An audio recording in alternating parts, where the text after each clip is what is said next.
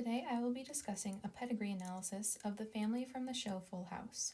More specifically, the trait that will be shown is the presence of a blue body. Here is the pedigree that I will be analyzing. In this family tree, there are 3 generations indicated by the Roman numerals on the left-hand side. The shape of each character's head indicates gender, male with a rectangle and female with a circle. There is a set of identical twins in this pedigree, and that is indicated by the triangle coming off of the parents. The individuals with the blue-colored bodies, made out of rubber bands and Q-tip sticks, possess the trait. I will be examining this trait by using the 5 modes of genetic inheritance. The first inheritance pattern is autosomal dominant.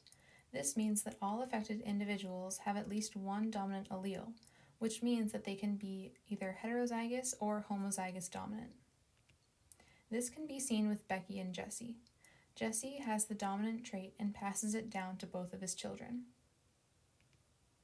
For the second inheritance pattern, autosomal recessive, the carrier of the trait must have 2 recessive alleles.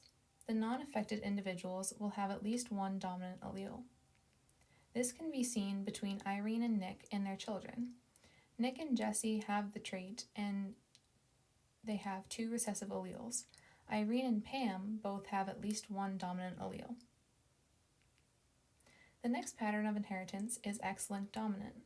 This means that all females with the trait will have at least one dominant allele associated with their X chromosomes, meaning that they can either be heterozygous or homozygous dominant. On the other hand, males who have a single X chromosome will possess one dominant allele if they have the trait. In this pedigree, it can be seen with the twins Nikki and Alex, who possess the trait. A fourth inheritance pattern is X-linked recessive. Affected individuals with this trait have only recessive alleles on their X chromosomes. Non-affected individuals will have dominant alleles. This inheritance pattern can be seen in the Tammer family because no one is affected since they have at least one dominant allele. The final inheritance pattern is the Y-linked trait. In this case, all affected males will have affected sons, and no females will be affected since they do not have Y chromosomes. This can be seen with all of the blood relatives that are male in the family, beginning with the grandfather Nick.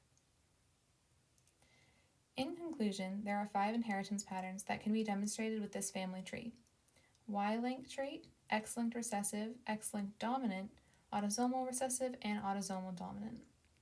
Here are the references that I used for the presentation. Thank you!